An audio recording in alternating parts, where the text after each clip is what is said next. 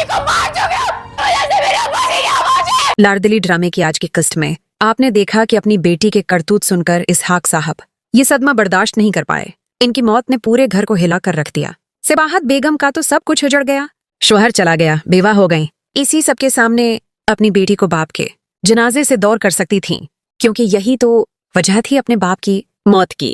शोहर के जाने के बाद सिबाहत बेगम तो तकरीबन पागल ही हो चुकी हैं कि मैं बीवा हो गई, मेरे शोहर चले गए, मैं क्या करूंगी। अब शाजिया बेगम ही उसे संभाल रही है। वो कमरे में लेकर जाती हैं कि मैं आप मर्द आने वाले हैं जनाजा उठाने के लिए। और वहीं पर जब घर के सारे मर्द आते हैं इसहाक साहिब का जनाजा उठाने के लिए, तो नाजू तड़प तड़प कर रोती है। वो लोगों को रोकती कि मैं अपने अबा जी को नहीं जाने दूंगी, मेरे अबाजी मुझे छोड़कर नहीं जा सकते। इधर परवीज जो अपनी बहन आसिया तक पहुंच चुका है, आसिया को लेकर अपने घर चला जाता है। और ऐसे में उसे मरियम की तरफ से इत्तला मिलती है इसहाक साहिब की मौत की। वो पहुंचता है तो बाकी मर्द भी जनाजे से वापस आ चुके हैं। अब अपने घर के दरवाजे पर परवीज को देखकर नाजू चीखना चलाना शुरू कर देती है।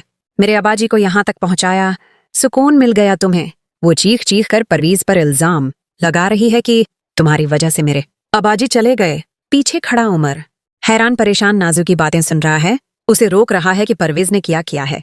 ऐसे में परवीज चुप करके खड़ा है, क्योंकि आज नाजू इस अजाब से गुजर रही है जिस अजाब से कभी वो गुजरा था अपने बाप की अचानक मौत की वजह से। नाजू पर यह वक्त देखकर परवीज खुश तो नहीं, लेकिन शायद उसे एहसास दिला चुका है कि बाप का जाना कैसा होता है। और ऐसे में वही हंगामा होगा जो हम अक्सर बिहाइंड द सीन्स में देख चुके हैं। जब रोहान से लड़ेगी नाजो, तुम क्या लेने नहीं आए हो, मैंने तुमसे कहा था मुझे तुमसे तलाक चाहिए, दफा हो जाओ यहाँ से। और यहाँ पर रोहान उसके किरदार खोलेगा सब घर वालों के सामने कि तुम मुझे अपने इशारों पर नचाना चाहती थी। जब मैंने तुम्हारी बातों को इग्नोर किया तुम्हें बुरा लगा, और अब तुम्हें मुझसे तलाक चाहिए, तो ठीक है, ये शौक भी पूरा कर देता हूं मैं।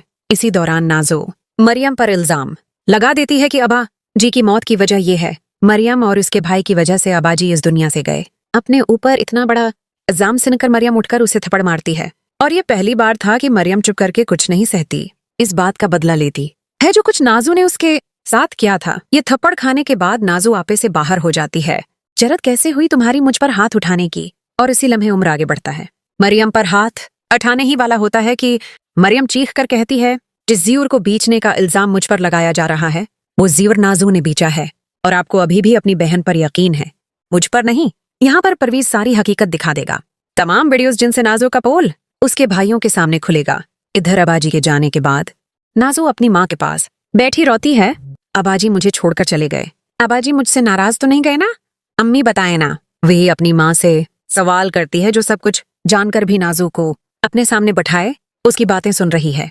सिर्फ यही जवाब देती है, तुमने खुद अपनी जबान से एतराफ किया है अपने गुनाहों का, तो फिर क्या वजह थी कि वो तुमसे नाराज होकर न जाते। वो रोते हुए नाजू को हकीकत का आईना दिखा रही है, और नाजू को यकीन नहीं आता कि अबाजी मेरी वजह से इस दुनिया से गए। नहीं अम्मी, मैंने कुछ नहीं किया, मैं तो अपने अबाजी से बहुत प्यार करती हूँ, मैं कैसे उनकी जान ले सकती हूँ। खैर, नाजू का इंजाम तो सामने आ ही रहा है, लेकिन सिबाहत बेगम को भी अपने किए की सजा मिल रही है। अपने शौहर के इस तरह अचानक चले जाने का सदमा, क्या यही सजा इस औरत के लिए काफी है? सिबाहत बेगम के लिए ये सदमा उनकी जिंदगी की सबसे बड़ी सजा बन चुका है।